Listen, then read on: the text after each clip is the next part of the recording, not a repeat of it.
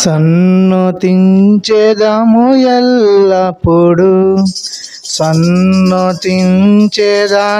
ఎల్లప్పుడు, నిత్యము ఆయన కీర్తిన నోట నుండు, నిత్యము ఆయన కీర్తిన నోట నుండు. సన్నతించెదను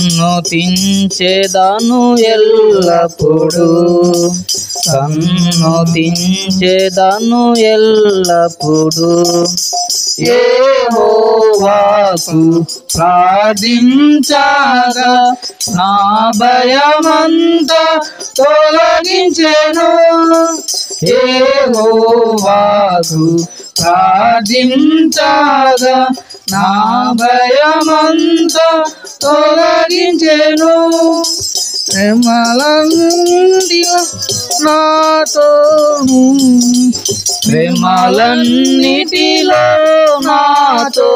నుండి చేరదీసి నన్ను ఆదరించే, ఆరాధించేదనెల్లప్పుడు, సన్నతించెదను ఎల్లప్పుడు, సన్నతించెదను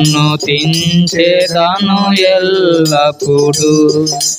జీవితమంతా పాడుచుందును,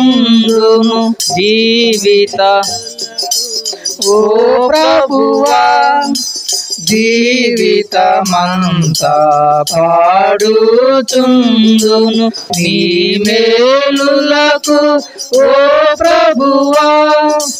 నాయుష్కాలమంతయును, నాయుష్కాలమంతయును నీ విశ్వాస్యత కొరకెప్పుడు నిరతము నిన్ను స్తోత్రింతు. సన్నతించెదను ఎల్లప్పుడు, సన్నతించెదను ఎల్లప్పుడు. మహోన్నతమైనది నీదు మహిమ, ఘనత ప్రభావము గల ప్రభువా. మహోన్నతమైనది నీదు మహిమ, ఘనత ప్రభావము గల ప్రభువా. తనివి తీరగ నిన్ను పూజింతు, తనివి తీరగ నిన్ను పూజింతు, తరగని నీ కార్యములకై తప్పక నిన్ను స్తుతింతు. సన్నతించెదను ఎల్లప్పుడు, సన్నతించెదను ఎల్లప్పుడు.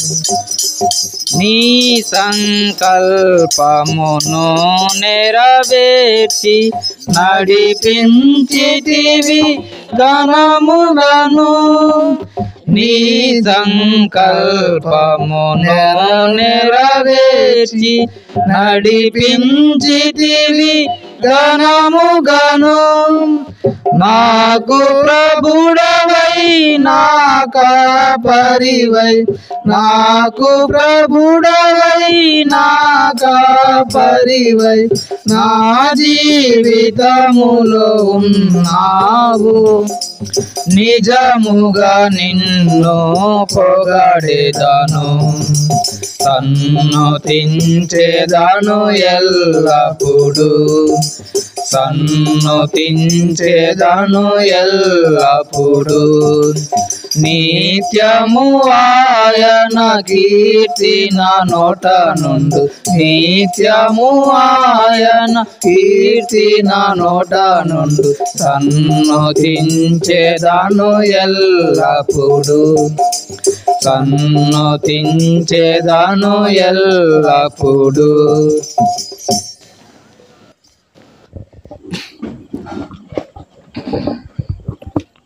పాతబడ స్కూల్లో 375.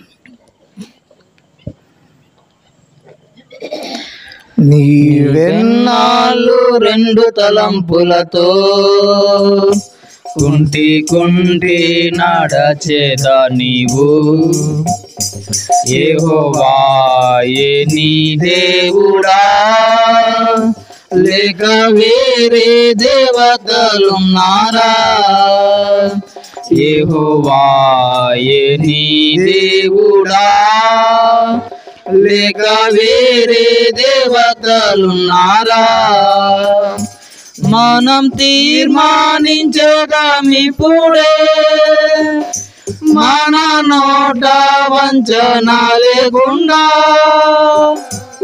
మనం తీర్మానించేదామిప్పుడే మన నోట వంచన లేకుండా మరుగైన పాపములన్నిటిన్ హృదయము నుండి తొలగించేదం మరుగైన పాపములన్నిటిన్ హృదయము నుండి తొలగించేదం నీ వెన్నాళ్ళు రెండు తలంపులతో కుంటి కుంటి నడచేద నీవు యెహోవాయే నీ దేవుడా లేక వేరే దేవతలున్నారా యెహోవాయే నీ దేవుడా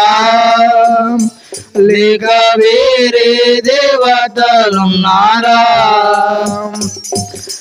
మారు మనసు పొందేదామిప్పుడే జీవిత మోసముల నుండి మారు మనసు పొందేదామిప్పుడే జీవిత మోసముల నుండి పరిశుద్ధులమై నిర్దోషులుగా ప్రభు దినమందు కనబడేదం పరిశుద్ధులమై నిర్దోషులుగా ప్రభు దినమందు కనబడేదం నీ వెన్నాళ్ళు రెండు తలంపులతో కుంటి కుంటి నడచేద నీవు యెహోవాయే నీ దేవుడా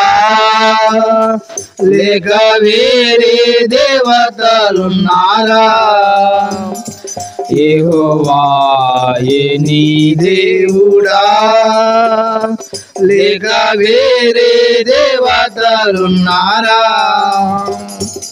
అపవాదికి చోటివ్వక బహు జాగ్రత్తతో నుండేదము అపవాదికి చోటివ్వక బహు జాగ్రత్తతో ఉండేదాము మనుషులను సంతోష పెట్టక దైవ చిత్తములో నిలచేదాము మనుషులను సంతోష పెట్టక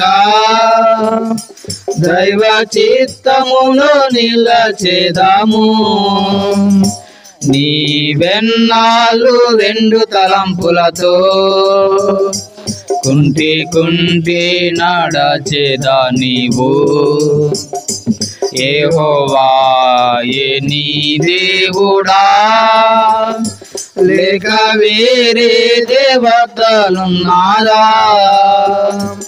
యెహోవాయే నీ దేవుడా లేక వేరే దేవతలున్నారా నేను నా ఇంటి వారలము యెహోవానే సేవించేదాము నేను నా ఇంటి వారలము యెహోవానే సేవించేదాము నీవెవరిని సేవించేదావో ఈ దినమే తీర్మానించుకో నీవెవరిని సేవించేదావో ఈ దినమే తీర్మానించుకో. నీవెన్నాళ్ళు రెండు తలంపులతో కుంటి నడచేదా నీవు. యెహోవాయే నీ దేవుడా లేక వేరే దేవతలున్నారా? యెహోవాయే నీ దేవుడా లేక వేరే దేవతలున్నారా? పడిపోయిన బలిపీఠమున్ సరి చేయుటకు నీవు సిద్ధమా? పడిపోయిన బలిపీఠమున్ సరి చేయుటకు నీవు సిద్ధమా? ఇశ్రాయేలు దేవుని వేడినా అగ్ని మూలముగా బదలిచును. ఇశ్రాయేలు దేవుని వేడినా అగ్ని మూలముగా బదులిచ్చును. నీవెన్నాళ్ళు రెండు తలంపులతో కుంటి నడచేదా నీవు. యెహోవాయే నీ దేవుడా లేక వేరే దేవతలున్నారా? యెహోవాయే నీ దేవుడా లేక వేరే దేవతలున్నారా?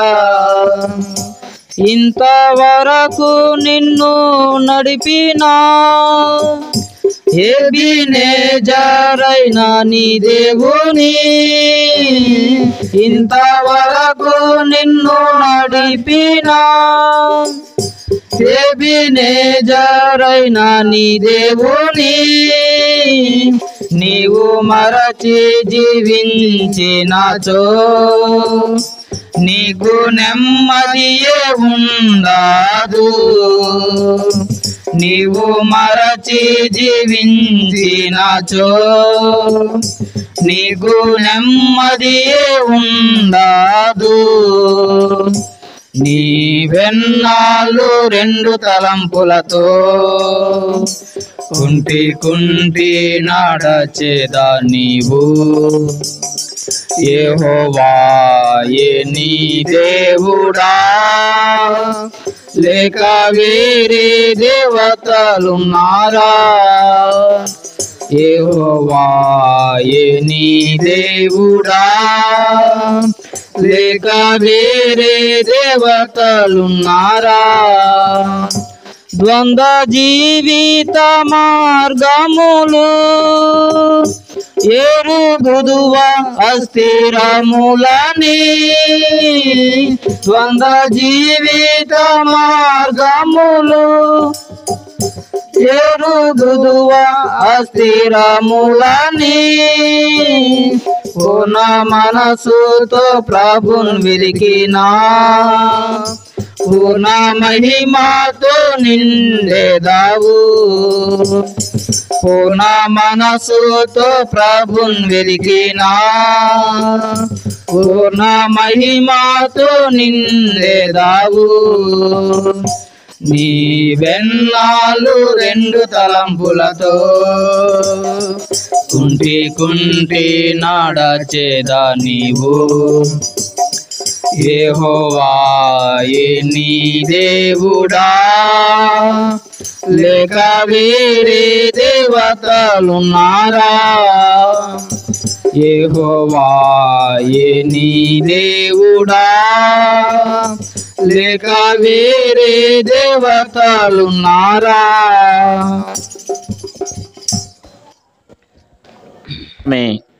మనం మత్తయి సువార్త 15వ అధ్యాయంలో 22వ వచనం చూస్తే ప్రభువా దావీదు కుమారుడా నన్ను కరుణించమని పిలుస్తుంది.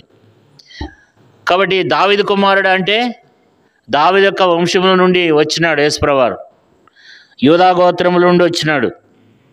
దావీదు కుమారుడా నన్ను కరుణించమంటుంది. అంటే ఈమెకి ఏం తెలుసు అంటే ధర్మశాస్త్రం తెలుసు, ఈమెకి వాక్యం తెలుసు అన్నమాట. తెలుసు అంటే ముందుగానే ఆమె ఏం చేసిందంటే యేసు ప్రభువారి గురించి ఆమె వినిందనమాట. విని తెలుసుకుంది యేసు ప్రభువారు మరి స్వస్థపరుస్తాడు, ఆయన బాగు చేస్తాడు, మరి ఆయన దయాలు నెలగొడతాడు, ఆయన అనేకమైనటువంటి వ్యాధుల నుంచి ఆయన రక్షిస్తాడని ఈ స్త్రీ ఏం చేసిందంటే కానాను స్త్రీ ముందుగానే ఎరిగిందనమాట. కాబట్టి ఇప్పుడు తన కుమార్తె బాగుపడడానికి గల కారణాలు అనేకమైన బైబిల్లో ఉన్నాయి. ఇప్పుడు తన కుమార్తెకి దయ్యం పట్టి బహుబాధపడుతుందంట. మరి ఆ భయంకరమైనటువంటి ఆ పరిస్థితిలో దయ్యం పట్టి ఎంత వేదన పడుతుంది అనేది అది మనకు ఆ దయ్యం పట్టిన వాళ్ళకి తెలుస్తుంది, ఆ ఇంట్లో వాళ్ళకి తెలుస్తుంది అనమాట. ఆ అపవిత్రాత్మ పట్టి తన కుమార్తెని ఎంతగానో బాధిస్తూ ఉంది. అయితే ఈమె ఏం చేసిందంటే మొట్టమొదట యేసుప్రభువారి గురించి తెలుసుకుంది. మన జీవితంలో కూడా మేలు కలగాలంటే మొట్టమొదట యేసుప్రభువారి గురించి వినాలి, తర్వాత ఆయన గురించి మనం సంపూర్ణంగా తెలుసుకోవాలి, ధర్మశాస్త్రం ఎరిగి ఉండాలి, వాక్యాన్ని ఎత్తి దేవుణ్ణి మనం ప్రార్థించే వారంగా ఉండాలి.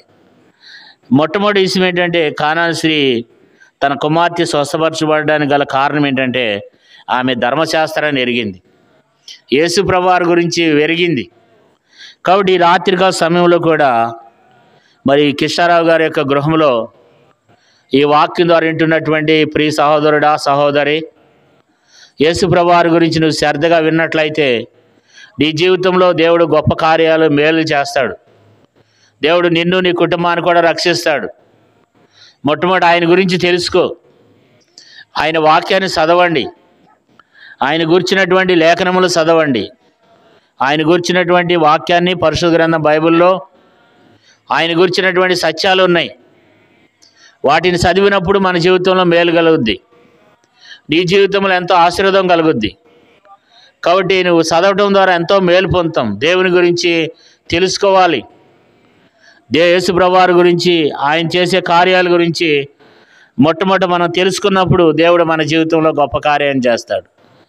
ఆమె ఏం చేస్తూ వచ్చిందంటే దావీదు కుమారుడా నన్ను కరుణించమని యేసు ప్రభువారి గురించి ఆమె ఎరిగినదై దేవుని యేసు ప్రభువారిని ఎంతో వెంబడిస్తూ ఉందన్నమాట. కాబట్టి ఆ కారణం చేతనేమో ఆ మాట పెట్టి పిలుస్తుందన్నమాట. దావీదు కుమారుడా, ప్రభువా దావీదు కుమారుడా నన్ను కరుణించమని కేకలు వేస్తుంది. ఇట్లా చాలామంది బైబిల్లో దావీదు కుమారుడా ప్రభువా నన్ను కరుణించమని కేకలు వేశారన్నమాట. ఆయన దావీదు కుమారుడు, ఈ భూమి మీద ఆయన దావీదు కుమారుడు అని పిలువబడ్డాడు. కాబట్టి ఆ రీతిగా చాలామంది దావీదు కుమారుడా నజరేయుడైన యేసు నన్ను కరుణించమని అనేక మంది కేకలు వేశారు పరిశుద్ధ గ్రంథంలో. కాబట్టి మనం దేవుని అడగాలి. ఆమె అడుగుతూ వచ్చింది, దావీదు కుమారుడా నన్ను కరుణించమని కేకలు వేస్తుంది. కాబట్టి అడగాలంటే దాని గురించినటువంటి భావం ఆమె తెలుసుకుంది. ఆమె యేసుని గురించి ఏం చేస్తూ వచ్చిందంట, మార్కు సువార్త 7:25 అక్కడ రాయబడింది ఈమె గురించి. ఆమె యేసు ప్రభువారిని గురించి వినిందంట. ఆమెము లేని ఆమె కాదు, లేదా తక్కువ కులం నుంచి వచ్చింది కాదు, గొప్ప వంశం నుండి వచ్చిందనమాట. ఆమె గొప్ప ఉన్నత స్థానం నుండి వచ్చింది. ఆమె గొప్ప వంశం కలిగినటువంటిది. అయినా సరే ఆ వంశం అదంతా పక్కన పెట్టేసింది, అది అన్నీ శుద్ధ వేస్ట్ అనుకుంది. దేవుడు మాత్రమే రక్షించగలడు, యేసు ప్రభువారు మాత్రమే నా కుమార్తెను స్వస్థపరచగలడు అని చెప్పి యేసు ప్రభువారి దగ్గరికి వచ్చి దావీదు కుమారుడా నన్ను కరుణించమని కేకలు వేస్తూ ఉందన్నమాట. అంతేకాదు మరి అట్లా కేకలు వేస్తుంటే ఆయన ఏం చేశాడండి, 23వ వచనంలో అందుకు ఆయన ఆమెతో ఒక్క మాట ఎన్నో చెప్పలేదు. ఆయన మాట్లాడుకోకుండా వెళ్ళిపోయినప్పుడు కూడా నిరాశ చెందలేదు. చాలాసార్లు మనం ఏం చేస్తూ ఉంటాం, నిరాశ చెందుతాం అన్నమాట, నిరాశ పడిపోతాం. దేవుడు మనకు వెంటనే మనకైనా కార్యం చేయకపోతే, దేవుడు వెంటనే ఒకవేళ మనల్ని స్వస్థపరచకపోతే, దేవుడు మన కుటుంబంలో ఏదైనా మేలు చేయకపోతే మనమైతే నిరాశ పడిపోతాం. ఆయన అమ్మటే వెళ్తుంది కానీ ఆయన ఒక్క మాట కూడా మాట్లాడలేదంట. అది యేసుప్రభువారు చూస్తూ వస్తున్నాడు. ఆమెను పరీక్షించడానికే అసలు ఆమె విశ్వాసం ఎంతవరకు ఉందో చూద్దామని చెప్పి యేసుప్రభువారు ఆమెను పరీక్షించడానికి ఏం చేస్తున్నాడంటే మాట్లాడుకోకుండా మౌనంగా వెళ్ళిపోతున్నాడంట. ఆయన మాట్లాడకపోయినప్పుడు కూడా, ఆయన మాట్లాడకపోయేప్పుడు వెంటనే మన జీవితాల్లో కూడా అంతే. వెంటనే దేవుడు మనకు కార్యం చేయకపోతే, దేవుడు మనకు సహాయం చేయకపోతే మనం నిరాశ చెందిపోతాం. ఇంకేం చేస్తుంది, దేవుడు అసలు ఉన్నాడో లేడు, అసలు ఆయన చేస్తాడో లేదని అవిశ్వాసానికి వచ్చేస్తాం. కానీ ఆమె అయితే నిరాశ చెందలేదు. ఎందుకంటే ఒక్క మాట కూడా, అక్కడ చాలామంది జనసమూహం ఉన్నారన్నమాట. అంతమంది జనసమూహంలో ఆయన మాట్లాడుకోకుండా పట్టించుకోకుండా వెళ్ళిపోతే మనమైతే ఏం చేస్తామంటే ఇంత కేకలు వేసినా సరే అసలు ఆయన పట్టించుకోవట్లేదు, మనకెందుకులే అని వెళ్ళిపోతూ ఉంటాం. కానీ ఆమె నిరాశ చెందలేదు అనమాట. ఆమెలో ఉన్నటువంటి ఆ విషయాన్ని దేవుడు చూసినాడు, యేసుప్రభువు వారు చూస్తూ వచ్చినాడు కదా.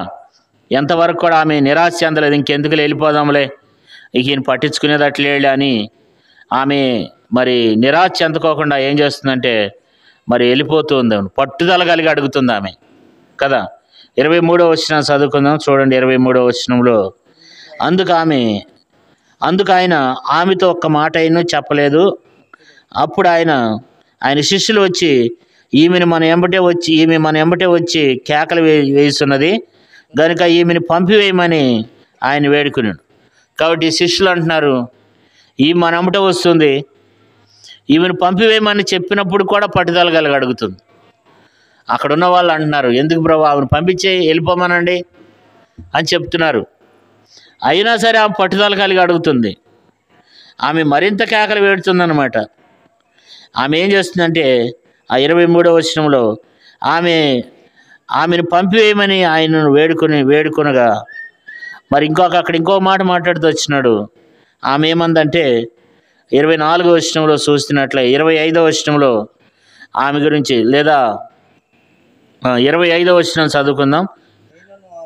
అయినను ఆమె వచ్చి ఆయనకు మొక్కి ప్రభువా మాకు సహాయం చేయమని అయినను వచ్చిందంట. ఆమె ఏం చేస్తుందంటే అక్కడ ఉన్న వాళ్ళు అంటున్నారు, వెళ్ళిపోమ్మా, ఎందుకు పంపించే ఆమెని అని అన్నప్పుడు కూడా నిరాశ చెందలేదు. తర్వాత ఆమె ఏం చేయట్లేదంటే అంతమంది జనసమూహంలో ఆమె మాత్రం కూడా ఏం చేయట్లేదంటే సిగ్గుపట్టలేదు. దేవుణ్ణి అడగడానికి ఎంత మాత్రం కూడా సిగ్గుపట్టలేదు. మనం అయితే ఏం చేస్తాం, మాట్లాడకుండా వెళ్ళిపోతున్నారు. ఇప్పుడు మనం అడుగుతున్నాం, ఏ మాత్రం కూడా ప్రయోజనం లేదనుకో మనం సిగ్గుపడతాం.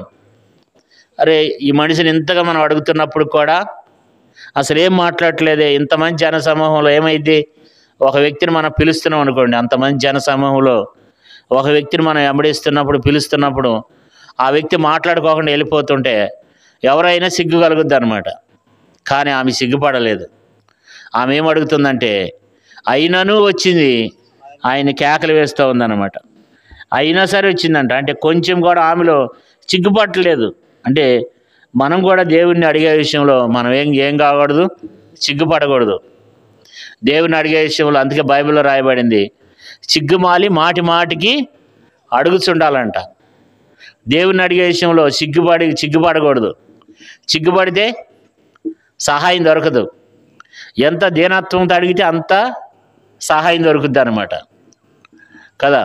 ఆమె ఎంత మాత్రం కూడా ఏం చేయట్లేదంటే సిగ్గుపడుకోకుండా దేవుని అడుగుతానే ఉందా అనమాట.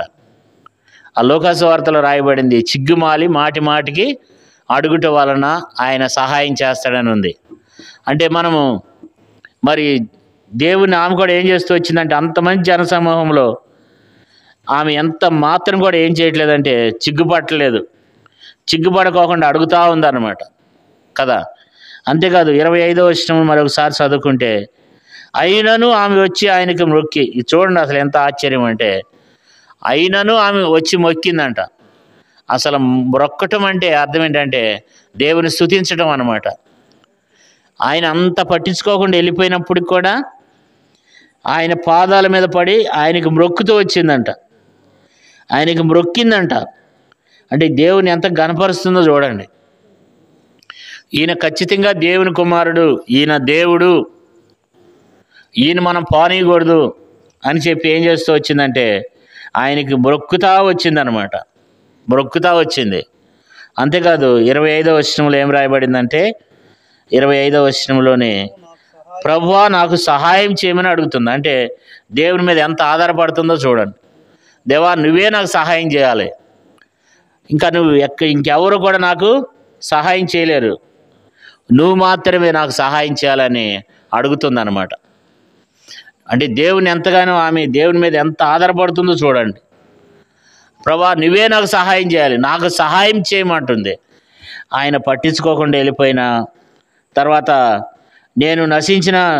నేను ఇశ్రాయేలు ఇంటి వారైన నశించిన గొర్రెల ఎద్దుకే కానీ మరి ఎవరి ఎద్దుకు నేను పంపబడలేదని చెప్పినప్పుడు కూడా ఆయనకు మ్రొక్కి ప్రభా నాకు సహాయం చేయమని అడుగుతుందంట. అసలు దేవుని మీద ఎంతగా ఆధారపడిందంటే మనం కూడా దేవుని మీద పూర్తిగా మనం ఆధారపడాలి. బైబిల్లో యెహోషాపాతు దేవుని మీద ఆధారపడి ప్రార్థన చేస్తాడు. ప్రభా ఈ గొప్ప సైన్యాన్ని ఎదిరించడానికి నాకు శక్తి చాలదు, ఏమి చేయటకు నాకు తోసదు, నీవే నాకు దిక్కు అని చెప్పి మొరపెట్టాడు అనమాట. పూర్తిగా దేవుని మీద మనం ఆధారపడినప్పుడు దేవుడు మనకు సహాయం చేస్తాడు. చాలాసార్లు మనం దేవుని మీద ఆధారపడం పూర్తిగా. ఎందుకంటే మనకు ఒక 10,000 అవసరత వచ్చింది అనుకోండి, 10,000 అవసరత వస్తే దేవుని అడుగుతాం, మరలా ఇంకొకరు కూడా మన జ్ఞాపకం వస్తారు, పలానా వ్యక్తి దగ్గరికి వెళ్తే ఆయన ఇస్తాడులే. ఒకవేళ దేవుడు ఇవ్వకపోతే ఎవరు ఇస్తారు? పలానా వ్యక్తి ఉన్నాళ్లే. అంటే మనం అడిగే విధానంలో దేవుని మీద మనం పూర్తిగా నాకు దేవుడే సహాయం చేయాలని మనం పూర్తిగా దేవుని మీద మనం ఆధారపడం. ఇది నా అనేకమైన రీతుల్లో అనేక మంది మనం అప్పులు అవుతున్నామంటే అర్థం ఏంటి? మన సొంత నిర్ణయాలు. అంటే దేవుని మీద మనం ఏం చేయట్లేదంటే పూర్తిగా ఆధారపడట్లేదు. ఒక పక్కన దేవుడు, ఒక పక్కన మనుషులను కూడా ఆధారం చేసుకుంటున్నాం అనమాట. చూద్దాం, ప్రార్థన చేద్దాం, 2 వారాలు ప్రార్థన చేద్దాం. ఒకవేళ దేవుడు ఇస్తే ఇస్తాడు, ఒకవేళ ఇవ్వకపోతే ఆ బెదర్ ఉన్నాడు కదా, లేకపోతే ఆ సిస్టర్ ఉంది కదా, ఆమె దగ్గరికి వెళ్తే దొరుకుతుందిలే, వడ్డీ అయినా పర్లేదులే అనుకుంటాం. అంటే రెండు రకాల విధానాల్లో మనం ఉంటాం. కానీ మనం పూర్తిగా దేవుని మీద ఆధారపడినప్పుడు మన జీవితంలో కార్యం జరుగుతుంది. కానీ ఆమె కూడా ఏం చేస్తూ వచ్చింది 25వ వచనంలో, మరి అంత జరిగినప్పుడు కూడా ఆమె ఏం చేస్తుంది? ఆయనకు మ్రొక్కి ప్రభువా నాకు సహాయం చేయమని అడుగుతుందంట. నాకు సహాయం చేయమని అడుగుతుంది. అంటే దేవుని మీద ఎంత ఆధారపడిందో బైబిల్లో కూడా మరి ఈ మాట మనం చదువుకుందాం. 2వ దినవృత్తాంతముల గ్రంథంలో యెహోషాపాతు రాజు ఏం చేస్తూ వచ్చినాడు అంటే దేవుని మీద ఎంత ఆధారపడ్డాడో చూడండి. 2వ దినవృత్తాంతముల గ్రంథం 2వ దినవృత్తాంతములు 20వ అధ్యాయము 12వ వచనం చూడండి. 2వ దినవృత్తాంతముల 2వ గ్రంథం 20వ అధ్యాయము 12వ వచనం. మా దేవా నీ వారికి తీర్పు తీర్చవా? మా మీదకి వచ్చి గొప్ప సైన్యంతో యుద్ధం చేయుటకు మాకు శక్తి చాలదు, ఏమి చేయుటకును మాకు తోసదు, నీవే మాకు దిక్కు అని ఏం చేశాడండి? ప్రార్థన చేశాడు. ఇక రెండో దిక్కు లేదు, ఇక నువ్వే నాకు దిక్కు, దిక్కు లేని వారికి దేవుడే దిక్కు అన్నట్టు ప్రభువు మీద ఆధారపడ్డాడు అనమాట. ప్రభా నువ్వే నాకు దిక్కు, ఇక నాకు ఎటువంటి దిక్కు లేదు, ఇక ఉండేది ఒకే ఒక దిక్కు నీవే కదా. ఈ దినాన చాలామంది అలాంటి దేవుని మీద ఆధారపడేటువంటి విధానాన్ని కోల్పోతున్నాం. దేవుని మీద ఆధారపడేటువంటి విధానాన్ని కోల్పోతున్నాం. ఈ దినాన కోర్టు మెట్లు ఎక్కుతున్నారంటే అర్థం ఏంటి? లాయర్లకు లక్షలే తగలబెడుతున్నారంటే దైవ సేవకులు కూడా కారణం ఏంటంటే దేవుని మీద ఏం చేయట్లేదు, ఆధారపడట్లేదు, దేవుని దగ్గర మొరపెట్టలేదు. దేవా నీవే దిక్కు అనుకోవట్లా. చూద్దాం, ప్రార్థన చేద్దాం, ఒకవేళ అట్ట అయితే అయింది, లేకపోతే కోర్టు ఉంది కదా, కోర్టుని ఆశ్రయిద్దాం, లేకపోతే పోలీసులను ఆశ్రయిద్దాం. ఇలాంటి పరిస్థితులు లోకంలో జరుగుతూ ఉన్నాయి అన్నమాట. అంటే దేవుని మీద మనం ఏం చేయలేకపోతున్నాం. సమస్య వచ్చినప్పుడు, కష్టం వచ్చినప్పుడు, బాధలు కలిగినప్పుడు మనము దేవుని మీద ఆధారపడలేకపోతున్నాం. దేవా నీవే నాకు దిక్కు, ఇంకా నాకు రెండో దిక్కు లేదు, ఇక ఉండదు ఒకే ఒక దిక్కు నీవే అని చెప్పి మనం ఎప్పుడైతే మన దేవుని మీద మనం ఆధారపడతామో అప్పుడే మన జీవితంలో దేవుడు గొప్ప కార్యం చేస్తాడు. మనం చాలాసార్లు అట్లా ఉన్నాం, మనం 2 తలంపులు కలిగి ఉంటాం. కానీ ఈమె ఏం చేస్తూ వచ్చిందంటే తన కుమార్తె బాగుపడటానికి ఆమెకున్నటువంటి ఒకటి ఏంటంటే దేవుని ఎంతో ఆధారం చేసుకుని దేవుని మీద ఆధారపడింది, దేవుని మీద ఆధారపడుతూ వచ్చిందనమాట. కాబట్టి మనం కూడా దేవుని మీద ఆధారపడాలి. ప్రతి విషయంలో దేవుని మీద ఆధారపడాలి. నీకేదైనా కష్టం వస్తే, బాధ వస్తే ఎంతమందికి చెప్పుకున్నా ఏం ప్రయోజనం లేదు. ఒక 2-3 సార్లు చెప్తావు, వింటారు బాగానే, 4వ సారి చెప్తే అబ్బా వస్తున్నాడు రా బాబు, ఇక నా మైండ్ తినేస్తాడు రా నాయన అనుకుంటారు మనుషులు. మనుషుల నుండి ఎటువంటి సహాయము మనకు దొరకదు. మనకు సహాయం చేసేది ఎవరు? దేవుడు. మన ప్రతి బాధ దేవునికి చెప్పుకుంటే దేవుడే ఆ బాధ తీరుస్తాడు. దేవుడు ఆ ప్రార్థన దేవుడు వింటాడు. మన బాధ, మన కష్టము ఇతరులకు చెప్పేదానికంటే కూడా ఆ బాధ ఏదో ఇప్పుడు ఇతరులకు వెళ్ళి ఒకళ్ళ ఇంటికి పోయి లేదా ఒక వ్యక్తి దగ్గరికి పోయి మన కష్టాన్ని, మన బాధను 10 సార్లు చెప్పుకునే కంటే ఆ 10 సార్లు దేవునికి చెప్తే నీ జీవితంలో గొప్ప కార్యం జరుగుతుంది కదా. కాబట్టి ఇక్కడ కానాని స్త్రీ కూడా ఏం చేస్తూ వచ్చిందంటే యేసయ్య మీద ఏం చేసింది? ఆమె ఆధారపడింది. దేవా నువ్వే కాపాడాలి, నువ్వు నాకు సహాయం చేయి అని చెప్పి ఎంతగానో దేవునికి మొక్కుతుంది ఆమె కదా. 25వ వచనం చూడండి, మరొకసారి చదువుకుందాం. అయినను ఆమె వచ్చి ఆయనకి మొక్కి ప్రభువా నాకు సహాయం చేయమని అడిగాను. చూడండి అసలు ఆమె యొక్క విధానం, ఆమె యొక్క విశ్వాసాన్ని మనం చూసినట్లయితే ఎంత చక్కగా దేవుని మీద ఆధారపడుతుందంటే అంత చక్కగా దేవుని మీద ఆధారపడుతుంది. కాబట్టి మనం కూడా దేవుని మీద ఆధారపడాలి. దేవుని వైపు మనం చూసినప్పుడు దేవుడు మన జీవితంలో గొప్ప కార్యాలు, ఆశ్చర్య కార్యాలు దేవుడు నిలబడి నా ఎడల కూర్చున్న మీ ఎడల కూడా చేస్తాడు. కాబట్టి ఆయన మీద ఆధారపడాలన్నమాట. అప్పుడే దేవుడు మనకు సహాయం చేస్తాడు. ఇప్పుడు తన కుమార్తెని దేవుడు కాపాడడానికి, రక్షించడానికి ఇక్కడ అనేకమైనటువంటి విషయాలు ఉన్నాయి. అంతేకాదు ఆమె ఏం చేస్తూ వచ్చిందంటే 27వ వచనం చదువుకుందాం. 27వ వచనం. ఆమె నిజమే ప్రభా, కుక్క పిల్లలు కూడా తమ యజమానుల బల్ల మీద నుండి పడు రొట్టె ముక్కలను తినును కదా. అంటే ఆమెలో ఉన్నటువంటి తగ్గింపు జీవితాన్ని చూడండి. దేవుని ఎదుట మనం ఎంత అయితే తగ్గించుకుంటామో అంతగా దేవుడు మనల్ని హెచ్చిస్తాడు అనమాట. ఆయన ఏమంటున్నాడు? అమ్మ కుక్క పిల్లలు తినే రొట్టె ముక్కలు తీసుకుని వెళ్ళి కుక్క పిల్లలకి వేయటం యుక్తం కాదన్నాడు. తన పిల్లలను కుక్క పిల్లలుగా పోల్చాడు. అక్కడ కుక్క పిల్లలుగా పోల్చినప్పటికైనా సరే ఆమె ఏమంటుందంటే నిజమే ప్రభా, తమ యజమానులు తినే బల్ల మీద నుండి ఆ రొట్టె ముక్కలు తింటే కుక్క పిల్లలు కూడా తింటాయి కదా. అంటే ఎంతగా ఆమె తగ్గించుకుందంటే అంతగా తగ్గించుకుంది ఆమె జీవితంలో. అంతమందిలో మరి ఒక్కడే కాదు, అక్కడ యేసుప్రభువు ఒక్కడే కాదు ఉండాలి, అక్కడ శిష్యులు ఉన్నారు, అక్కడ అనేక మంది జనసమూహం ఉన్నారు అన్నమాట. వేల మంది ఉన్నారు అక్కడ. ఈ విషయాన్ని చూస్తూ ఉన్నారు, వాళ్ళు ఈ సంభాషణ వింటూ ఉన్నారు. అయినప్పుడు కూడా అంతమందిలో కూడా ఆమె ఏం చేస్తుందంటే ఆమె దేవుని దగ్గర ఎంతగానో తగ్గించుకుంటుంది అన్నమాట. అవును ప్రభా, నేను కూడా ఒక కుక్క పిల్లనే అనుకో, నేను కూడా ఒక కుక్కనేను అనుకో, కాబట్టి నువ్వు యజమానుడివి, నీ బల్ల మీద నుండి రొట్టె మీద ఒక్కలు పడితే వాటిని మేము వేరుకు తింటాం కదా అని చెప్పి ఆమె గ్రహిస్తుంది అన్నమాట. తగ్గించుకుంటుంది. ఆమెలో ఉన్నటువంటి నిజంగా ఆమె గొప్ప వంశం నుండే వచ్చింది, కానీ దేవుని దగ్గర ఎంత తగ్గించుకుంటుందో చూడండి. మనం కూడా దేవుని దగ్గర ఎంత తగ్గించుకుంటే అంతగా దేవుడు ఆశీర్వదిస్తాడు, దేవుడు అంతగా హెచ్చిస్తాడు అనమాట. ఈ స్త్రీ కూడా ఏం చేస్తూ వచ్చిందంటే ఎంతగా తగ్గించుకుంటుందంటే అంతగా తగ్గించుకుంటుంది. మనలో కూడా ఆ తగ్గింపు జీవితాన్ని మనం కలిగి ఉండాలి. ఆ తగ్గింపు జీవితాన్ని మనం కలిగి ఉండాలి. చాలాసార్లు మనం తగ్గించుకోము. మనకున్నటువంటి ఆస్తిని బట్టి, మనకున్నటువంటి ఐశ్వర్యాన్ని బట్టి, లేకపోతే మనకున్న జ్ఞానాన్ని బట్టి, మనకున్న బలాన్ని బట్టి, లేకపోతే మనకున్న అందాన్ని బట్టి, మన దగ్గర ఉన్నటువంటి హోదాని బట్టి మనం ఏం చేస్తామంటే అసలు ఎంత మాత్రం కూడా అసలు తగ్గించుకోవడానికి ఇష్టపడం మనం. కానీ ఆమె చూడండి, మార్క్స్ వార్తలో 7వ అధ్యాయం 25వ వచనంలో రాయబడింది ఆమె యొక్క ఏ యొక్క స్థితిలో నుంచి వచ్చిందో, ఎలాంటి ఆ కుటుంబంలో నుంచి వచ్చింది అనేది అక్కడ రాయబడుతూ వచ్చింది. అయినా సరే తగ్గించుకుని ఉంటుంది. అసలు అంతమందిలో కుక్క పిల్లల కింద ఆయన పోలిస్తే ఈమంటుంది కుక్క పిల్లలు కూడా తమ యజమానుల బల్ల మీద నుండి పడు రొట్టె ముక్కలు తింటాయి కదా ప్రభువా అని చెప్పి తన కూతురు కొరకు ఎంతగా తగ్గించుకుందంటే దేవుని దగ్గర అంతగా తగ్గించుకుంది అనమాట. అంతేగా దేవుణ్ణి ఆ 27వ వచనంలో మనం అర్థం చేసుకుంటే దేవుని యజమానుడిగా చేసుకుందాం ఆమె కదా. యజమానుడు అంటుంది దేవుడు, అయ్యా నువ్వు యజమానుడివి, మీ బల మీద నుండి పడే రొట్టె ముక్కలు మేము తింటాం, మేము కుక్కలమే.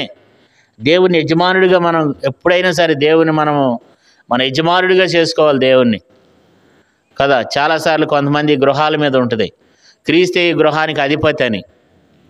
కాబట్టి మన గృహాలకి ఆ బోర్డు పెట్టుకోవడమే కాదు, యేసు ప్రభువారు మన కుటుంబానికి యజమానుడిగా ఉండాలి. ఆయన మన కుటుంబానికి నాయకుడిగా ఉండాలి. ఆయన ఆలోచన ప్రకారం మనం నడుచుకోవాలి. ఆయన ఉద్దేశానుసారంగా మనం నడుచుకోవాలి. అప్పుడే దేవుడు మనలో ఉన్నటువంటి ఆ గొప్ప కార్యాలు దేవుడు మన ఎడల చేస్తాడు. ఇప్పుడు ఆమె యొక్క జీవితాన్ని చూసినట్లయితే ఆమె యేసు ప్రభువారి గురించి వింటూ వచ్చిందంట. ఆయనదేదో మతంలే, మా దేవుడు కాదులే. కొంతమంది అంటారు కదా, యేసు ప్రభు నమ్మకమంటే వాళ్ళ దేవుడు అండి, మా దేవుడు కాదు, మాకు చాలామంది దేవతలు ఉన్నారు, దేవుళ్ళు ఉన్నారు అని అంటారు అన్నమాట. వాళ్ళ దేవుడు అండి, ఆ తెలంగాణలో విపరీతంగా అనేవాళ్ళు. తెలంగాణలో యేసు ప్రభు నమ్ముకోండి అమ్మంటే మాకు చాలా దేవతలు ఉన్నారండి, మాకు దేవుళ్ళు ఉన్నారండి అంటారు అనమాట. కాబట్టి మా దేవుడు కాదు అంటారు. అంటే చాలామంది ఆ మేలు పొందడానికి నిజమైన సృష్టికర్త అయినటువంటి దేవుని దగ్గరకు వచ్చి, నిజమైనటువంటి దేవుని దగ్గరకు వచ్చి ఆశీర్వాదం పొందడానికి చాలామంది ఇష్టపడరు అనమాట. కానీ ఆమె ఏం చేస్తూ వచ్చిందంటే, ఆయన యేసు ప్రభు గురించి వినిందంట. కొంతమంది చాలామంది వినరు. ఎట్లా అంటే, మనం పత్రిక ఇచ్చామనుకోండి, ఎందుకు ఇస్తున్నారు ఇది? మొన్న నిడదవోలులో సువార్త చేస్తే ఒక అతను ఉన్నాడు అనమాట. ఆయనకి పత్రిక ఇస్తే, ఎందుకు ఇస్తున్నావు ఇది అన్నాడు. కొంచెం చదువుకోండి సార్ యేసు ప్రభు గురించి అంటే, ఎందుకు చదవాలి, మాకు లేవు గ్రంథాలు అన్నీ మాట్లాడేస్తున్నాడు. అలాంటి వాడికి మేలు కలగదు. అలాంటి వాడికి ఏం కలగదు?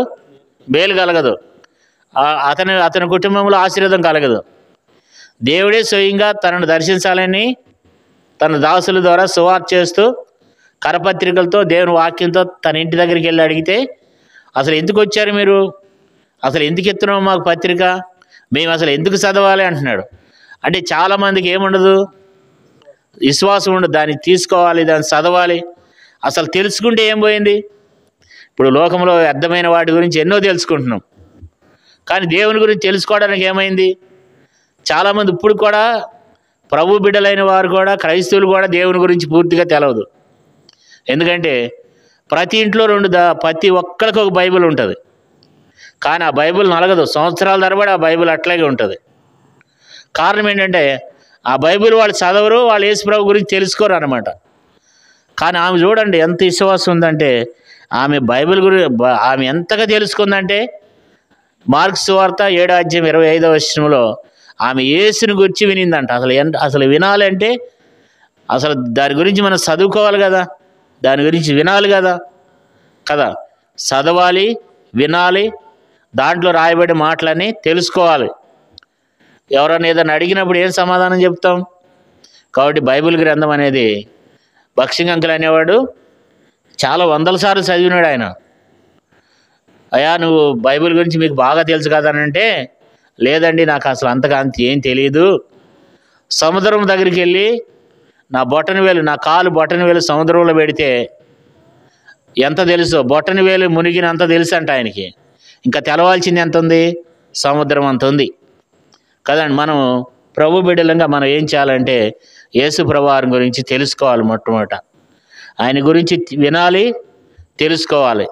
వినుట వలన విశ్వాసం కలుగును, వినుటను క్రీస్తుని గురించిన మాట వలన కలుగుతుంది.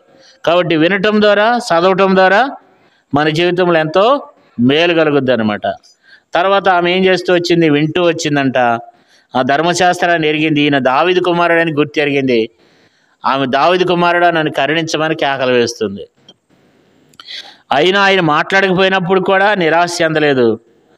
తర్వాత ఆమె పట్టుదల కలిగి అడుగుతూ వచ్చింది యేసు ప్రభువారిని కదా. కాబట్టి పంపివేయమన్నప్పుడు చెప్తున్నారు, వెళ్ళిపోమని చెప్పున్నప్పుడు కూడా ఆమె నిరాశ చెందలేదు. యేసు ప్రభువారిని ఎంతో అడుగుతూ వచ్చింది. అయినా సరే ఆమె చిగ్గుపడుకోకుండా ఏం చేసిందంటే, మరి ఎంతగానో యేసు ప్రభువారికి మొక్కుతూ వచ్చింది ఆమె కదా. తర్వాత దేవునికి మొక్కి ఎంతగానో దేవుని కనపరిచింది అక్కడ. తర్వాత ప్రభా నాకు సహాయం చేయమని 25 ప్రభా నాకు సహాయం చేయమని అడుగుతూ వచ్చింది. దేవుని మీద ఎంతో ఆధారపడుతూ వచ్చింది. కుక్క పిల్లల కింద పోల్చినప్పుడు కూడా ఎంతగా తగ్గించుకుందంటే, అసలు నేనేంటి, నా స్థాయి ఏంటి, ఏదో నా టైం బాగా ఇక్కడికి వచ్చాను కానీ ఈయనేంటి కుక్క పిల్లల కింద పోలుస్తాడా అని చెప్పి వెళ్ళిపోయే అవకాశం ఉంది అక్కడ. అయినా సరే ఆమె ఏం చేయలేదంటే వెళ్ళలేదు. దేవుణ్ణి యజమానుడి కింద మాట్లాడుతుంది. యజమానుడు కూడా తన యొక్క బల్ల మీద నుండి పడి రొట్టె ముక్కలు తినును కదా. కాబట్టి దేవుడు ఆ రీతిగా ఆమె మెడల కార్యం చేస్తూ వచ్చినాడు. అంతేకాదు ఆమెకున్నటువంటి విశ్వాసం ఎలాంటిదంట? 28వ వచనం చూడండి. 28వ వచనం. అందుకు యేసు అమ్మా, నీ విశ్వాసము గొప్పది, నీవు కోరినట్టే నీకు అవునుగా కానీ ఆమెతో చెప్పాను. ఆ గడిలోనే ఆమె కుమార్తె ఏమైందంట? స్వస్థత నొందిందంట కదా. ఆమెలో ఏ విశ్వాసం అది? గొప్ప విశ్వాసం అంట. అమ్మా, నీ విశ్వాసము గొప్పది, నువ్వు కోరినట్లే నీకు అవునుగాక అన్నాడంట. కుమార్తె ఇంటికాడే ఉంది. ఈ మొక్కటే వచ్చి అడిగింది, గోజాడితే వచ్చింది. యేసుప్రభువారు ఆమె విశ్వాసాన్ని బట్టి ఆమెలో ఏం చేస్తూ వచ్చినాడు? గొప్ప కార్యాన్ని చేశాడు అనమాట. అమ్మా, నీ విశ్వాసము గొప్పది. ఆమెలో ఉన్నటువంటి ఒక గొప్ప విశ్వాసాన్ని యేసుప్రభువారు చూశాడు. అన్ని జనుల్లో కూడా ఇశ్రాయేల్ జనంలో కూడా అలాంటి విశ్వాసాన్ని చూడలేదు ఆయన. నమ్మిన వారిలో కూడా అలాంటి విశ్వాసం చూడలేదు. కానీ ఆమెలో ఒక గొప్ప విశ్వాసాన్ని యేసుప్రభువారు చూసినాడు. నేటి దినాన్ని మనం కూడా అలాంటి గొప్ప విశ్వాసాన్ని మనం కలిగి ఉండాలి, నమ్మాలి. బైబిల్లో రాయబడింది, దేవుని యొద్దకు వచ్చేవాడు ఆయన ఉన్నాడనియు. చూడండి, ఎబ్రీయులకు రాసిన పత్రిక మనకు బాగా తెలిసిందే, కొత్త మాటలేం కాదు. 11వ అధ్యాయంలో, ఎబ్రీయులకు రాసిన పత్రిక 11వ అధ్యాయంలో ఉంటుంది. దేవుని యొద్దకు వచ్చేవాడు ఆయన ఉన్నాడనియు, తన ఎత్తుకువారికి ఫలం దయచేవాడని నమ్మాలంట. ఎబ్రీయులకు రాసిన పత్రిక 11వ అధ్యాయము 5వ వచనం. విశ్వాసమును బట్టి నోవాహు మరణం చూడుకున్నట్లు కొనుపబడెను. అతడు కొనుపబడక మునుపు దేవునికి ఇష్టుడై ఉండెనని సాక్ష్యం పొందెను. కాగా దేవుడు అతన్ని తీసుకుని పోయిన గనుక అతడు కనపడలేదు. విశ్వాసము లేకుండా దేవునికి ఇష్టుడైండుట అసాధ్యం. దేవుని యొద్దకు వచ్చేవాడు ఆయన ఉన్నాడనియు, తను ఎత్తుకోవానికి ఫలం దయచేయవాడనియు నమ్మవలెను కదా. అంటే దేవుని దగ్గరకు వచ్చేవాళ్ళు ఎట్లా రావాలి? ఆయన ఉన్నాడని రావాలి. దేవుని దగ్గరకు వచ్చేవాళ్ళు ఎట్లా రావాలంట? ఆయన ఉన్నాడనియు, తనను ఎత్తుకువారికి ఫలం దయచేస్తాడని నమ్మవలెను కదా అని చెప్తున్నాడు. దేవుని యొద్దకు వచ్చేవాళ్ళు ఆయన ఉన్నాడని రావాలి. ఆయన ఉన్నాడు. ఇట్లా సమాజంగా కూడినప్పుడు దేవుని యొక్క ప్రత్యక్షత అనేది ఉంటుంది. దేవుడు మన మధ్యన ఉంటాడు. కాబట్టి ఆయన ఉన్నాడు, దేవుడు ఉన్నాడు ఇక్కడ. కాబట్టి ఆయన ఉన్నాడని తన ఎత్తుకు వారికి ఫలం దయచేయాలని చెప్పి ఫలం దయచేస్తాడని మనం నమ్మాలంట కదా. విశ్వాసం లేకుండా దేవునికి ఇష్టమైండుట అసాధ్యమంట. కాబట్టి దేవుని యొద్దకు వచ్చే వాళ్ళు ఎవరైనా సరే ఆయన ఉన్నాడనియు, తన ఎత్తుకు వారికి ఫలం దయచేస్తాడని మనం విశ్వసించి నమ్మాలి. నమ్మితే దేవుడు ఏం చేశాడు? గొప్ప కార్యాలు చేస్తాడు. అందుకని యేసుప్రభువారు ఏమన్నాడు? నమ్ముట నీ వలనైతే నమ్మువారికి సమస్తము సాధ్యమే. దేవుడు నమ్మటం మన వల్ల అయితే మనకు సమస్తమును సాధ్యమే. ఎంత విశ్వాసం? ఆవుకింత అంత విశ్వాసం ఉంటే చాలంట. కాబట్టి మనం చాలాసార్లు చింతపడిపోతూ ఉంటాం, ఎంతో టెన్షన్ పడుతూ ఉంటాం. ప్రతి చిన్నదానికి బాగా లోతుగా ఆలోచించి ఏమైద్దో ఈ ఆలోచనతోనే మనం ఎంతగానో అనారోగ్యాలకు గురైపోతూ ఉంటాం. ప్రతి ఒక్కరిలో ఉంటుంది ఆ బాధ. కానీ వాక్యం ఏం చెబుతుందంటే, విశ్వాసంతో దేవుని అడిగినప్పుడు ఆయన చూస్తున్నాడు, ఆయన వింటున్నాడు, ఆయన మనకు సహాయం చేస్తాడని విశ్వాసం మనలో ఉండాలి. దేవుడు ఇచ్చేశాడు, ఈరోజు నాకు సహాయం చేశాడని మనం ఏం చేయాలంటే నమ్మాలి. బైబిల్లో రాయబడింది, అబ్రహాం అంట విశ్వాసమందు ఏం కాలేదంటండి? విశ్వాసమందు బలహీనుడు కాక రమారమి అప్పటికి 100 ఏళ్ళు వచ్చేసినాయి అంట. అప్పటికి మరి అబ్రహాం యొక్క శరీరం, శారా యొక్క శరీరం మృత్యుతోలం అయిపోయింది. ఆ శరీరం అంతా ముడతలు పడిపోయింది. అబ్రహాముకు 100 ఏళ్ళు వచ్చేసినాయి, శారాకు 90 సంవత్సరాలు వచ్చేసినాయి. అయినా సరే విశ్వాసం అందు ఏం కాలేదు? విశ్వాసం అందు బలహీనుడు కాలేదంట కదా. విశ్వాసం అందు బలహీనుడు కాకూడదు. విశ్వాసంతో దేవుణ్ణి మనము అడగాలి. దేవుడు నాకు సహాయం చేశాడు, దేవుడు నాకు ఇచ్చాడు. ఆల్రెడీ ఇప్పుడు నీకు ఏదైనా అనారోగ్యం ఉందనుకోండి, నువ్వేదైనా అనారోగ్యంతో ఉన్నావు, లేకపోతే నీకు ఏదైనా అక్కర కలిగి వచ్చినావు, లేకపోతే మరి మీ కుటుంబంలో ఏదైనా అవసరం ఉందనుకోండి, మనం ఏం చేయాలి?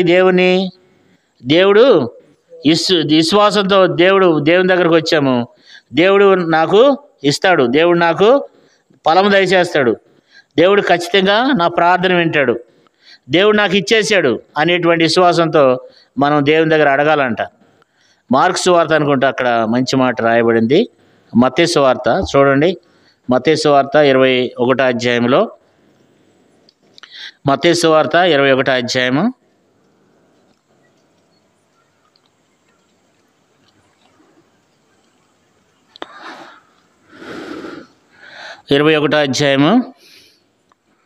22వ వచనం చదవండి. మత్తయి సువార్త 21:22 చదవండి. మరియు మీరు ప్రార్థన చేయనప్పుడు వేటిని అడుగుదురో అవి దొరికినవి నమ్మిన ఎడల మీరు వాటన్నిటిని పొందుదురని వార్త చెప్పాను. ఇక్కడ ఏం రాయబడిందంటే, మరియు మీరు ప్రార్థన చేయనప్పుడు వేటిని అడుగుదురో అవి దొరికినవని ఏం చేయాలి? నమ్మాలి.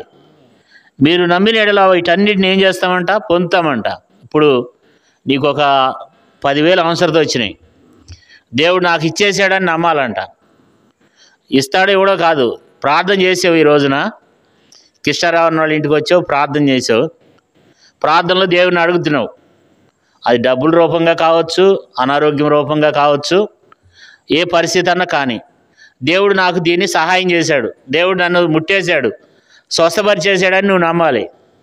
నమ్మితే ఖచ్చితంగా నువ్వు ఏం చేయబడతావు? బాగు చేయబడతావు. ఖచ్చితంగా ఆ సహాయం అనేది మనకు దొరుకుతుంది అన్నమాట. ఖచ్చితంగా ఆ సహాయం అనేది మనకు దొరుకుతుంది అన్నమాట. మనం నమ్మాలంటున్నాడు. మీరు అడుగుతున్నటువంటి వాటన్నిటిని కూడా ఏం చేయాలంట? మరియు మీరు ప్రార్థన చేయనప్పుడు వేటిని అడుగుదురు అవి దొరికినని మీరు నమ్మిన ఎడల వీటన్నిటిని మీరు ఏం చేస్తారు? పొందుతానంటున్నాడు. ఏదైతే అడుగుతావో అడిగింది ఖచ్చితంగా దేవుడు ఇస్తాడు. ఆ యేసయ్య నాకు ఇచ్చేసాడని నమ్మాలి, ఇచ్చేసాడని దేవుని స్తుతించాలి. అప్పుడు దేవుడు ఏం చేస్తాడంటే మన జీవితంలో గొప్ప కార్యాన్ని, ఆశ్చర్య కార్యాన్ని యేసుప్రభువారు మన జీవితంలో జరిపిస్తాడనమాట కదా. కాబట్టి అందుకని దేవుని ఎద్దకు వచ్చేవారు ఆయన ఉన్నాడని తన ఎత్తుకు వారికి ఏం చేస్తాడంటే దేవుడు ఫలం దయచేస్తాడని చెప్పి మనం అందరం కూడా ఏం చేయాలి? నమ్మాలన్నమాట. నమ్మినప్పుడు దేవుడు ఏం చేస్తాడు? గొప్ప ఆశ్చర్య కార్యాన్ని, అద్భుత కార్యాన్ని చేస్తాడనమాట. కాబట్టి మనం నమ్మిన ఎడల ఏం చేస్తాం? దేవుని యొక్క మహిమను చూస్తాం. యేసుప్రభువారు కూడా ఏం చెప్తున్నాడు చూడండి. యోహాను సువార్తలో 11వ అధ్యాయము, యోహాను సువార్త 11వ అధ్యాయము 41వ వచనం చదవండి. 11:41 యోహాను సువార్త 11:41. అంతటా వారు ఆ రాయి తీసివేసిరి. యేసు కన్నులు పైకెత్తి, తండ్రి నీవు నా మనవి వినినందున నీకు కృతజ్ఞతాస్తుతులు చెల్లించున్నాను. నువ్వు ఎల్లప్పుడూ నా మనవి వినుస్తున్నావని నేను ఎరుగుదును. కానీ నీవు నన్ను పంపినట్లు చుట్టూ నిలిచి ఉన్న ఈ జనసమూహం నమ్మినట్లు వారి నిమిత్తం ఈ మాట చెప్పితినను. ఆయన అలాగూ చెప్పి లాజరు బయటికి రమ్మని బిగ్గరగా చెప్పెను. చనిపోయిన వాడు కాళ్ళు చేతులు పీత వస్త్రములతో కట్టబడిన వాడే ఏర్పలికి వచ్చెను. అంటే లాజరు బయటికి రాకముందే ఈయన ఏం చేశాడంట అండి?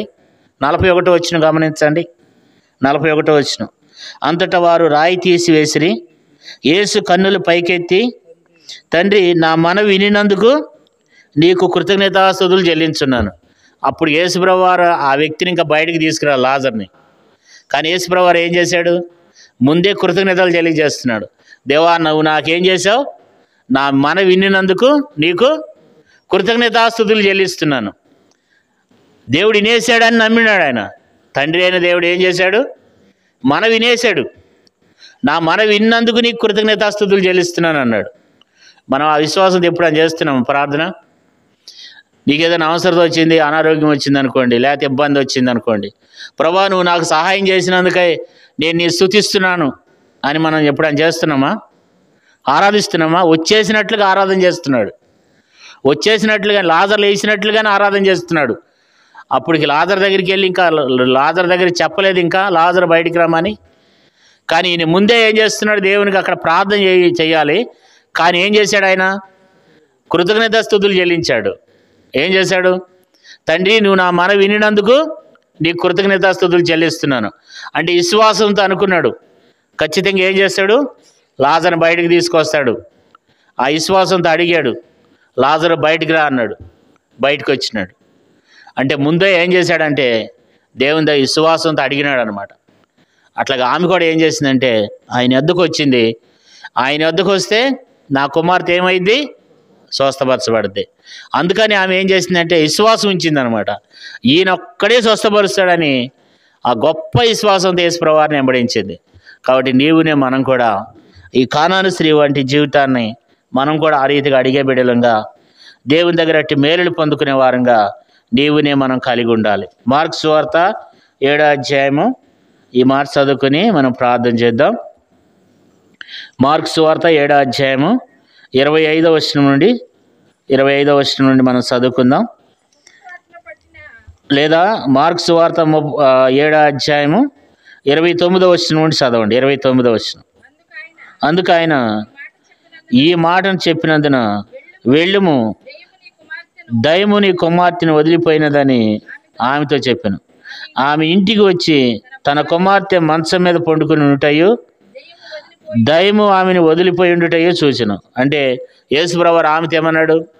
నువ్వు వెళ్ళిపో, నీ కుమార్తె ఏమైంది? స్వస్థపరచబడిద్ది అని చెప్పినాడు. ఆమె చాలా దూరం నుండి నడుచుకుంటూ ఇంటికి వచ్చేసరికి తన కుమార్తెలో నుండి దయ్యం వదిలిపోయి ఆమె ప్రశాంతంగా పడుకుని ఉంది. అట్లా పడుకుని ఉండటం ఏనాడు చూడాలి ఆమె. ఎందుకంటే దయ్యం పట్టిన వాళ్ళు చేసే పిశాచాలు మనకు తెలుసు కదా. ఆమె ఎప్పుడు కూడా అలాంటి స్థితిలో తన కుమార్తె పండుకుని ఉండటం చూడలేదు కదండి. కాబట్టి ఇక్కడ ఏం రాయబడిందంటే 29వ వచనంలో యేసుప్రభువు చెప్పినప్పుడు ఆమె వెళ్ళిపోయింది. ఆమె ఇంటికి వచ్చి చూడంగానే ఏమైందంట? అందుకు ఆమె ఈ మాట చెప్పినందున వెళ్ళుము, దయ్యముని కుమార్తె వదిలిపోయినదని ఆమెతో చెప్పాను. ఆమె ఇంటికి వచ్చి తన కుమార్తె మంచం మీద పండుకుని ఉంటాయో, దయ్యము వదిలిపోవుటయో చూచెను. దయ్యం వదిలిపోవటం చూసిందంట. మంచం మీద పడుకుని ఉందట ప్రశాంతంగా. మరి ఇన్ని రోజుల నుంచి మరి ఎక్కడ అసలు మంచం మీద పడుకుందో లేదో, అసలు మంచం ఎక్కిందో లేదో, ప్రశాంతంగా పడుకున్నది లేదు. దయ్యం ఆ వ్యక్తిని ప్రశాంతంగా పడుకొని ఇచ్చింది లేదు కదా. కాబట్టి దేవుడు ఆమె యొక్క జీవితంలో ఒక గొప్ప కార్యం చేశాడు. ఒక గొప్ప మేలు దేవుడు ఆమె జీవితంలో తీసుకుని వచ్చినాడు. ఈ కానాని స్త్రీ యొక్క జీవితాన్ని, ఆమెలో ఉన్నటువంటి ఆ గొప్పతనాన్ని మనం కూడా తెలిసిన వారమే, ఎరిగిన వారమే మనం కూడా దేవునికి అలాంటి జీవితాన్ని మనం కూడా కలిగి దేవుని దగ్గర అలాంటి మేలులు మనం పొందుకోవాలి. అలాంటి ఆశీర్వాదాన్ని మనం పొందుకోవాలి.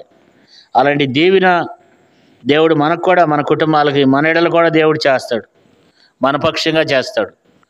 నీ జీవితంలో దేవుడు, మన జీవితంలో, మీ అందరి జీవితాల్లో కూడా దేవుడు ఆ గొప్ప కార్యాలు చేస్తాడు. మనం నమ్మాలి. యేసుప్రభువు ఏం చెప్పినాడు? దేవా, నువ్వు నా మనవి విన్నందుకు నేను నీకు కృతజ్ఞతాస్తుతులు చెల్లిస్తున్నాను అన్నాడు. కన్నుల పైకి ఎత్తినాడు కదా. ఎక్కడున్నాడు దేవుడు? ఆకాశమందు ఉన్నాడు. దేవుని వైపు చూసినాడు. దేవా, నువ్వే నాకు సహాయం చేయాలని దేవునికి కృతజ్ఞతాస్తుతులు చెల్లించాడు. నువ్వు నా మనవి విన్నావు, లాజర్ని లేపుతున్నావు, ఇక అంతే ఇక అని చెప్పి విశ్వాసంతో అడిగినప్పుడు లెగిసినాడు. యేసుప్రభువు చెప్పినట్లుగానే జరిగింది. అలాంటి జీవితాన్ని నీవునే మనం కూడా కలిగి ఉండాలని, ఆ గొప్ప కార్యాలు దేవుడు ఇవాటి కూడా చేస్తాడు. కానీ మనలో ఆ విశ్వాసం అనేది మనలో ఉండాలి. ఆయన నమ్మిన బిడ్డలు ఏం చేస్తారంట? ఇంకో మాట చదువుకుని ప్రార్థన చేద్దాం. ఆయన కంటే ఎక్కువైన కార్యాలు చేస్తారంట. నమ్మిన వారు, విశ్వాసం ఉంచిన వాళ్ళు యేసుప్రభువు కంటే కూడా ఇంకెక్కువైనటువంటి కార్యాలు చేస్తారని 14వ అధ్యాయం అనుకుంటా, చూడండి. 14వ అధ్యాయం యోహాను సువార్త 14వ అధ్యాయము, యోహాను సువార్త 14వ అధ్యాయము 15వ వచనం చూడండి. 15వ వచనం, నేను తండ్రి వద్దకు వెలుస్తున్నాను.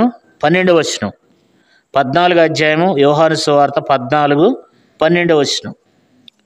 12వ వచనం, నేను తండ్రి వద్దకు వెలుస్తున్నాను గనుక నేను చేయి క్రియ గనుక నేను చేయి క్రియలు నా యందు విశ్వాసం ఉంచేవాడును చేయను, వాటికంటే మరీ గొప్పయు అతడు చేయనని మీతో నిశ్చయముగా చెప్తున్నాను.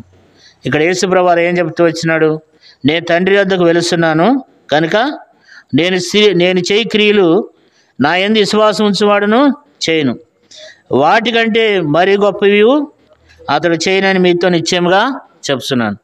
ఆయన యందు విశ్వాసం ఉంచిన వాళ్ళంట ఆయన కంటే మరి గొప్ప కార్యాలు చేస్తారంట. కాబట్టి ఆయన కంటే గొప్ప కార్యాలు చేస్తాడు. కాబట్టి ఆయన నమ్మినట్లుగా మనం కూడా నమ్మాలి, ఆయన యందు విశ్వాసం ఉంచాలి. సృష్టికర్త అయిన దేవుని యందు మనం విశ్వాసం ఉంచినప్పుడు దేవుడు మనడలు కూడా గొప్ప కార్యాలు చేస్తాడు. ఆ కానాను స్త్రీని అద్భుత రీతిగా యేసుప్రభువు ఆమెని స్వస్థపరిచి వచ్చాడు తన కుమార్తెను. ఈ రాత్రి కూడా మన ప్రతి అక్కర అవసరత కృప కలిగిన దేవుడు యేసుప్రభువు మన అక్కర తీరుస్తాడు, మన అవసరం తీరుస్తాడు. కాబట్టి ఆ దేవునికి మనం కృతజ్ఞతలమై ఉండాలి, ఆ దేవునికి మనం లోబడాలి కదా. కాబట్టి ఈ రాత్రికాల సమయంలో మరి నీవునే మనం కూడా దేవునికి మనం ఎంత మరి విశ్వాసం కలిగి ఉంటున్నాం, ఎంత విశ్వాసం కలిగి దేవుని మనం సేవిస్తున్నాం, ఆయన ఎంతవరకు మనం వెంబడిస్తున్నాం. మన జీవితంలో యేసు లేకపోతే మన జీవితం సున్నానే. ఒకటి పక్కన ఎన్ని సున్నాలు ఉంటే అంత యాలివి, ఒకటి లేకుండా ఎన్ని సున్నాలు చుట్టినా జీరోనే. ఆ ఒకటి యేసయ్య మన జీవితంలో ఉంటే ఎన్నో గొప్ప మేలులు గొప్ప ఆశ్చర్యకార్యాలు చూస్తాం. యేసయ్య మన జీవితంలో లేకపోతే మనకి ఎన్ని ఉన్నా ఏమి లేకపోయినా అంతా సున్నానే, అదేమి కూడా మన జీవితంలో మేలు కలగదు. యేసయ్యని మన సొంత రక్షకునిగా అంగీకరించాలి. యేసయ్య మన పక్కన ఉంటే ఆ ఒకటి పక్కన ఎన్ని సున్నాలు పెడితే అంత ఇలువ పెరిగినట్లుగా యేసు ప్రభువు నీ జీవితంలో ఉంటే నీ జీవితంలో ఎన్నో గొప్ప కార్యాలు చూస్తావు, ఎన్నో మేలులు నీ జీవితంలో జరుగుతాయి. ఆయన నీ జీవితంలో ఉన్న కొద్దీ నీ జీవితం ఎంతో ఇంకా ఇంకా ఆశీర్వదించబడి ఇంకా అనుభవంలోనికి వెళ్తాం. అందుకని యేసు ప్రభువు ఈ లోకానికి వచ్చినాడు, శరీరధారిగా ఈ లోకానికి వచ్చినాడు. మనందరి కొరకు తగ్గించుకుని యేసుక్రీస్తు ప్రభువు ఈ భూమి మీదకి వచ్చాడు. లోకరక్షకుడే ఈ భూమి మీదకి వచ్చి మనందరి కొరకే ప్రాణం పెట్టి రక్తం కార్చినాడు. మనల్ని అందరినీ పరలోక రాజ్యానికి తీసుకుని పోవాలని, మోక్ష రాజ్యానికి తీసుకుపోవాలని యేసు ప్రభువు ఈ లోకానికి వచ్చి ఆ కలవరి శిలువలో ఉదయకాలం 9 గంటల మొదలుకొని మధ్యాహ్నం 3 గంటల వరకు యేసయ్య ఆ కలవరి శిలువలో వేలాడుతూ వచ్చినాడు. ఎవరి కొరకు వేలాడుతూ వచ్చినాడు? నీ కొరకే కదా. బైబిల్ రాయబడింది, యేసయ్య ఎందుకు వచ్చాడంట? పాపుల్ని రక్షించుటకు క్రీస్తు యేసు ఈ లోకానికి వచ్చాడు. యేసయ్య ఈ లోకానికి నీ కోసమే వచ్చాడు. మనమే ఆయన కిందకి తీసుకుని వచ్చినాం అనమాట. మనం ఎంత గొప్పవారం చూడండి. మన పాపం నిమిత్తం అపరాధం నిమిత్తం మనమే యేసయ్యని అప్పగించినాం. కాబట్టి యేసు ప్రభువు ఈ లోకానికి నీ కొరకు వచ్చినాడు. నశించిన దాన్ని వెతక రక్షించడానికి యేసు ప్రభువు ఈ లోకానికి వచ్చినాడు. నీ కొరకు ప్రాణం పెట్టినాడు, నీ కొరకు తిరిగి లేచినాడు. ఆయన యందు విశ్వాసం ఉంచితే నీ జీవితంలో గొప్ప కార్యాలు జరుగుతాయి. నీవు ఆయన మందిరానికి వస్తే నీ జీవితంలో మేలు కలుగుతుంది, దీవెని కలుగుతుంది. ఇంకా ఇంకా దేవుడు నిన్ను దీవించి ఆశీర్వదిస్తాడు. ఉన్నత స్థితిలోనికి దేవుడు తీసుకుని వస్తాడు. ఆ మోక్ష రాజ్యాన్ని దేవుడు ఒక దినాన్ని దేవుడు మనకు అనుగ్రహిస్తాడు. ఈ లోకంలో మనకు ఎంతో సంతోషం, సమాధానం, నెమ్మది దయచేస్తాడు. ఆయన నీ జీవితంలో ఉన్నట్లయితే ఈ రాత్రికాల సమయంలో ఈ మైక్ ద్వారా వింటున్నటువంటి ప్రియులారా, ప్రభువైన యేసుక్రీస్తు ప్రభువారు నీ హృదయం అనే తలుపు వద్ద నిలబడి తడుస్తున్నాడు. ఈరోజైనా నీ హృదయం అనే తలుపు తెరిచినట్లయితే యేసు ప్రభువారు నీలో ఉండాలని, నీతో ఉండాలని యేసు ప్రభువారు సంతోషిస్తున్నాడు. ఆ హృదయంలో నీకు చోటించినట్లయితే దేవుడు నీ జీవితంలో గొప్ప కార్యాలు, ఆశ్చర్యకార్యాలు చేస్తాడు. నీ హృదయం అనే తలుపు వద్ద తడుతున్నాడు దేవుడు. అయ్యా తలుపు తీ, సహోదరుడా, సహోదరి, నా బిడ్డ, నా కుమారుడా తలుపు తీస్తే నేను నీలోకి వస్తానని యేసు ప్రభువారు అడుగుతున్నాడు. ఈ గ్రామంలో ఉన్నటువంటి ప్రజలందరినీ యేసు ప్రభువారు పిలుస్తున్నాడు, ప్రేమతో పిలుస్తూ ఉన్నాడు. ప్రయాసపడి భారం మోసుకునిస్తున్న సమస్త జల్లారా నా యొద్దకు రండి, నేను మీకు విశ్రాంతిని కలగజేస్తున్నానని ప్రభువైన యేసుక్రీస్తు ప్రభువారు పిలుస్తూ ఉన్నాడు. కోడె బైబిల్లో రాయబడింది, కోడె తన పిల్లలను తన రెక్కల కింద చేర్చుకోవాలని ఉన్నాడంట. కోడి ఏం చేస్తుందంటే తన రెక్కల కింద తన పిల్లల్ని భద్రపరుచుకోవాలని చూస్తుంది అనమాట. కోడి ఎప్పుడు వింత శబ్దాలు చేస్తూ ఉంటుంది. తన పిల్లలు తల్లికి దూరంగా వెళ్ళి ఎడంగా మేస్తున్నప్పుడు ఆ తల్లి ఆ బిడ్డను రమ్మని పిలుస్తూ ఉంటుంది. వింత శబ్దాలు చేసి ఆ కోడి తన పిల్లలను తన రెక్కల కింద చేర్చుకోవాలని చూస్తుంది అనమాట. కానీ కొన్ని పిల్లలు ఏం చేస్తాయంటే ఆ కోడికి దూరంగా వెళ్ళి జీవిస్తూ ఉంటాయి. కోడికి దూరంగా వెళ్ళిన ప్రతి కోడి పిల్లని గెద్దొచ్చి ఎత్తుకుని పోద్ది. ఆ కోడి కింద సురక్షితంగా ఉన్న ప్రతి పిల్లని దేవుడు కాపాడుతాడు. ఆ రీతిగా కోడి కింద ఉన్నటువంటి ఏ పిల్ల అయితే కోడికి సమీపంగా ఉందో ఆ కోడి పిల్లని కోడి కాపాడుతుంది. అట్లాగే దేవుడు కూడా అంతే. దేవునికి మనం ఎంత అయితే సమీపంగా ఉంటామో అంతగా దేవుడు తన రెక్కల కింద మనల్ని భద్రపరిచి కాపాడుతాడు. ఆయనకి దూరంగా ఉంటే అపవాది ఒకడు ఉన్నాడు, సాతానుడు ఒకడు ఉన్నాడు. క్షణంలో వచ్చి ఎత్తుకుని పోతాడు. అందుకని యేసుప్రభువు అంటాడు, కోడి తన పిల్లలను రెక్కల కింద చేర్చుకోవాలని నేను ఎన్నో మార్లు నా చేతులు సాస్తున్నాను, కానీ నువ్వు రానోళ్ళకపోతేవి అంటాడు. కాబట్టి దేవుని బిడ్డలారా, దేవుని వద్దకు రండి. బైబిల్లో రాయబడింది, దేవుని వద్దకు రండి, అప్పుడు ఆయన మీ వద్దకు వస్తాడు. నీ జీవితంలో గొప్ప కార్యాలు దేవుడు అనుగ్రహిస్తాడు. దేవుడి కొద్ది మాటలను దీవించి ఆశీర్వదించును గాక. ఈ రాత్రికాల సమయంలో ఈ కుటుంబం కొరకు మనం ప్రార్థన